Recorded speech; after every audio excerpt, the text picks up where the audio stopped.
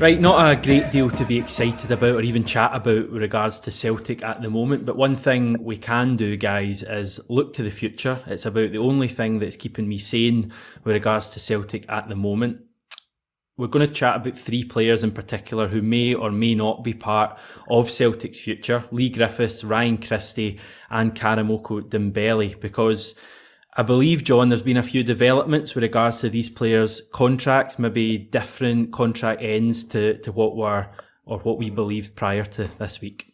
Yeah, I mean, a lot of the chat in recent months has been about the clutch of players whose deals expire in 2022, which is, over a year from now. But over the last month or so, there's been reports from different outlets about Leigh Griffiths, about Ryan Christie in particular. I think with Leigh Griffiths, it's reported that, his deal expires at the end of the season and Celtic hold an option of an extension.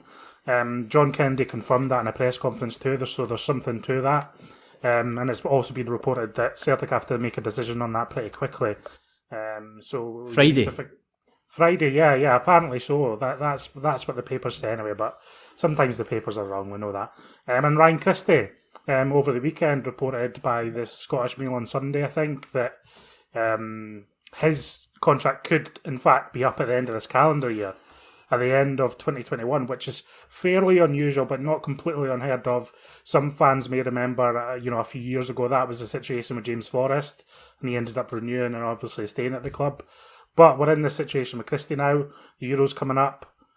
It's a difficult situation because he's effectively free to speak to clubs from the summer, and Celtic could be stuck with a much reduced fee or even end up losing him for free. So it's a tricky one. Jackie, we'll start with Leigh Griffiths. What he obviously scored last week against Aberdeen.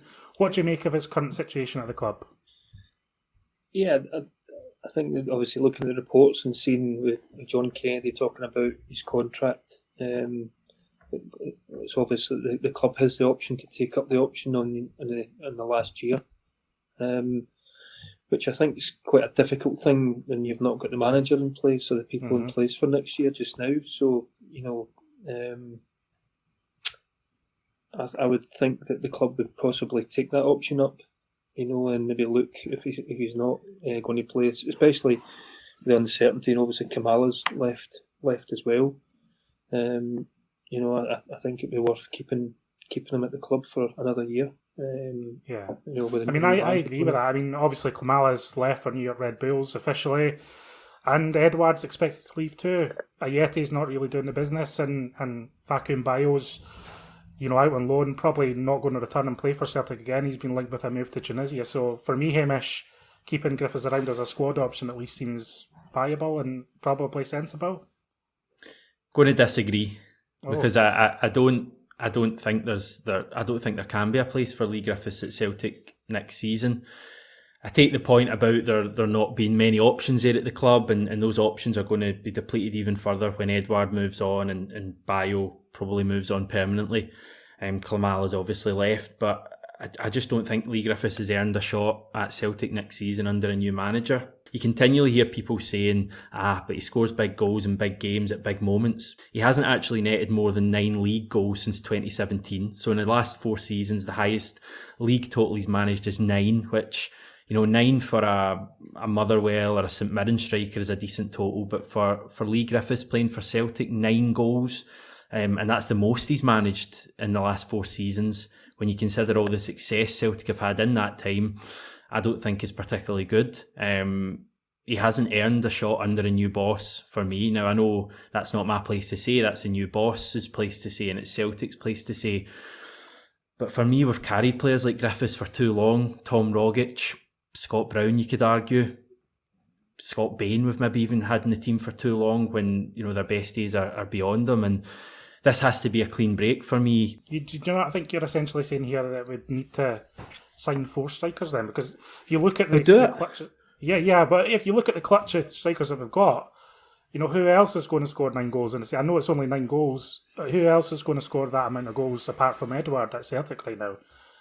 Jack, is it realistic for Celtic to sign that many players, or is it about I think for the quality side of it, you don't know what you're going to get, and you're going to spend 2 to 3 million, and it's a gamble. top strikers are 30-40 million now. That's a problem with that. I can see where Hamish where he's coming from there about that. He's not at the heights as what he'd done before.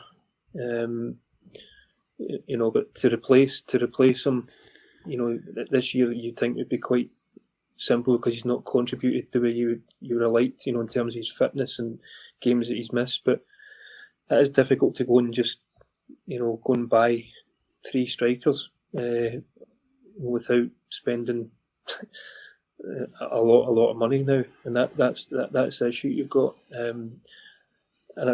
Obviously a new manager coming in, I get what you're saying as well, but I think if you look even to the last one when Brendan came in, you see the difference when a new manager can sometimes inspire them or get them fit. It totally transformed Scott Brown's career again.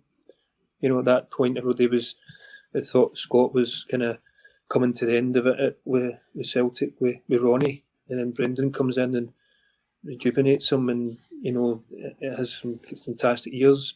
I'm not saying that can happen with Leigh, but it is possible with the right person, and to get them first and foremost, to get them fit is the most important thing. Hamish, is it kind of, you just think it sends the wrong message to have someone who arguably hasn't pulled his weight stay for another year when he doesn't need to? Is that your problem with it? I don't think he's earned a shot at Celtic next season. I think Leigh Griffiths isn't the main, the only reason for Celtic's failings this season. He's probably not even in the top 10 reasons for Celtic's failings, but his attitude this season has been symptomatic of Celtic's decline. You look at someone like Kevin Nisbet, who's the obvious one, who's always rolled out, and with good reason. I think he scored 17 goals in all competitions this season in his first season in the top flight for Hibs.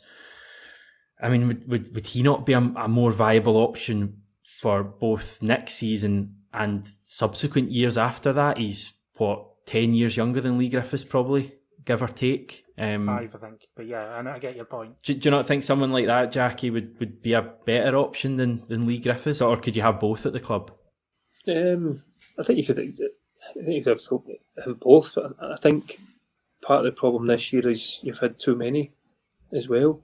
And you're only playing with one striker at the start of the season. We're only playing with one striker up front. You get 3 guys sitting on the bench for the majority of the season.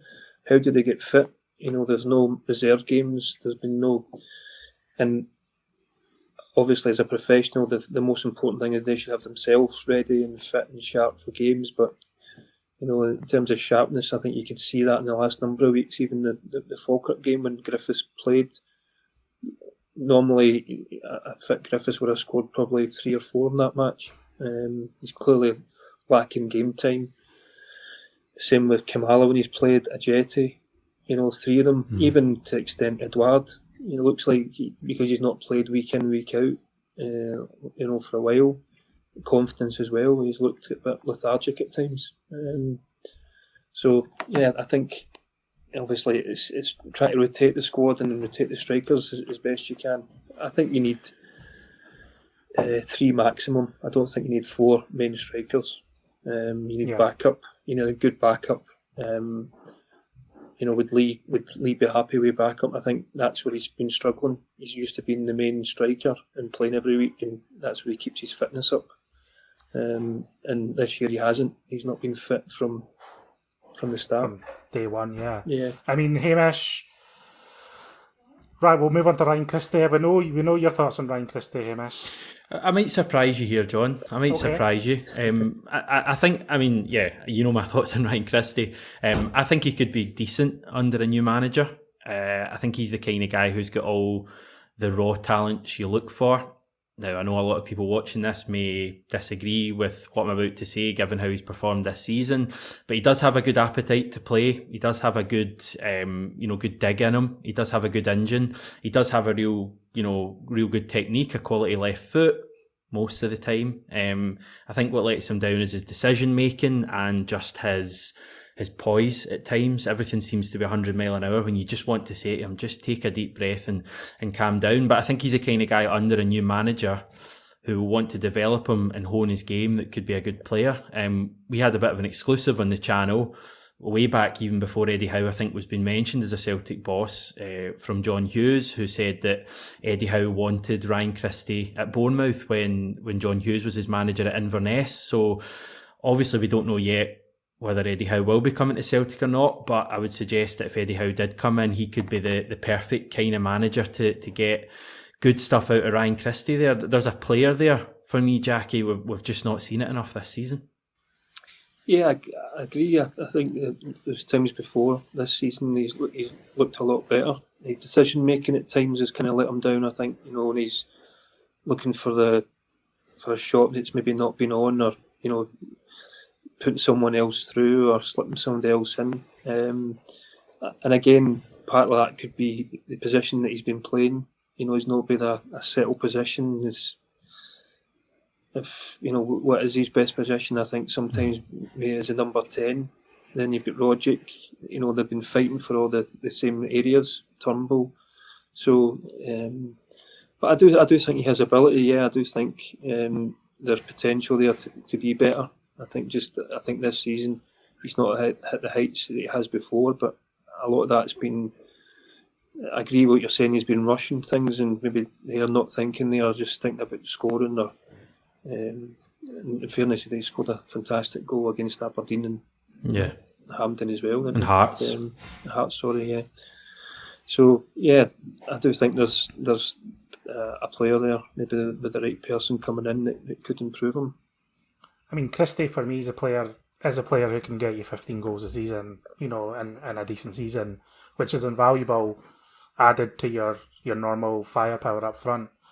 The issue for me here as well is it seems like Celtic have almost backed themselves into a corner a little bit on this. If that's true and his contract does expire at the end of the calendar year, it's a problem because he's away to the Euros with Scotland. He's got himself into a very good negotiating position. I'm sure plenty of lower half Premier League clubs would probably love to take a look at Christie this summer. So it's a difficult one. I'm not actually expecting him at Celtic next season, I have to say. But we need to wait and see on that one. I would keep him around if there's a opportunity to get him to extend the contract. I would definitely look to at least keep him for another year and see about moving himself on. He does strike me as the kind of player that would have ambitions to play in England, though. So we'll have to wait and see in that one. Would you have Christie over Rogic? Christie, 100%. I think Rogic is finished for me. I would too as well. I think Jackie, that's a hard question for me. I'm got romantic feelings for Tom Rogic. No, but seriously, no, I would. I think you're right. I would at this point. Rogic seems.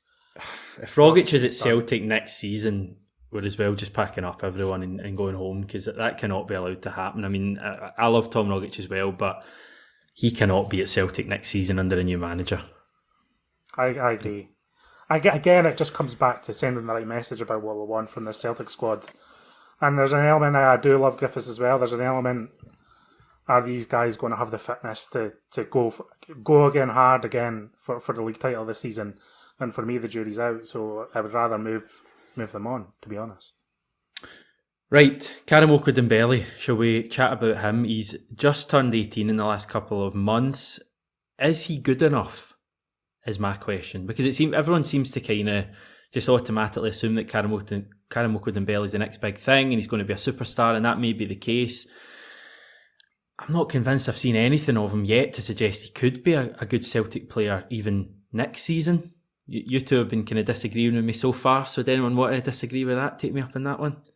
I just think it's a hard one to say. I think this season, the fact that we've not seen him, we've been clearly crying out for wide players to come into the team. I don't know why. Obviously, he came on in the game there, and it looked okay. Tricky and taking people on, but I've not seen enough of him to make a real decision. When he first broke onto the scene, was against Hearts, against Darren Hickey. When he came on at half time, and he gave him a tough second half. Although, in fairness, Hickey was his first game. He took cramp after 40 minutes in that match, and then he'd run in him. But Hickey's really kicked on, whereas Karamoko hasn't. He's stalled. His career's stalled in the last sort of couple of years. We've not seen him, and not really heard much about him either. Again, he didn't go out on loan. You maybe thought they'd put him out on loan, maybe to to see how he'd handle that. But the fact they've not done that either, it's not helped his progression. Yeah, I think there's a bit of mystery around this one because the assumption was that his deal might expire this summer. It's always tricky with contracts because it's a personal thing for the player, isn't it? So it's never widely reported sometimes. But the suggestion is now that he might actually have another year left, and it doesn't expire until 2022. So it would be interesting if that was the case, and I think he should get more game time if that's true. I'd love to see more of him. I'm with Jackie, Hamish. I just don't think we've seen enough of him yet. I think you need to see a player over a run of games for me, and they need to start the games coming into these end of season affairs midway through a second half isn't going to tell us much about the player. He kind of seemed to go through the motions a bit against Aberdeen, confident taking on players, but we need to see him with purpose and with a defined role in that Celtic team to truly decide. And there's been that a bit much hype about him as well over the last number of years. Even before he kicked the ball in the first team, he's in Nike stuff and hundreds of thousands of followers and all the hype that goes with it without actually being a football player at that point. There's been a lot of pressure on him. But I did expect to see more of him up until this, up until 18. He just seemed to have disappeared at the age of 17.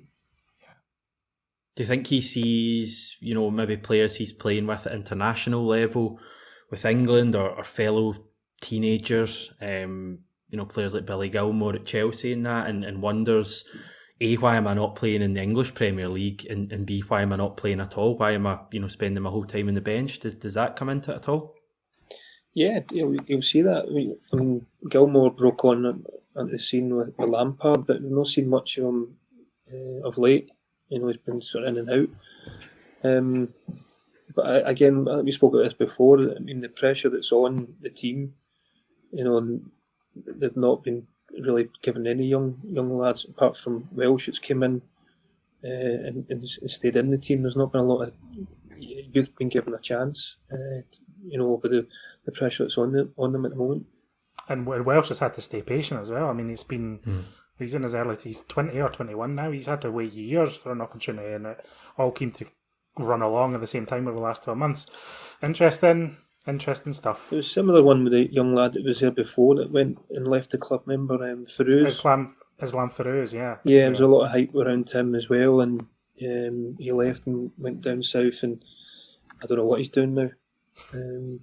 Never heard. No idea either. He was last seen, I think, at Hibs. He had a loan spell there and was bombed out completely. So it says a lot. The three players we've spoken about here, Griffiths, Christie and Dembele, I'm not really fussed about whether we keep any of them or lose them.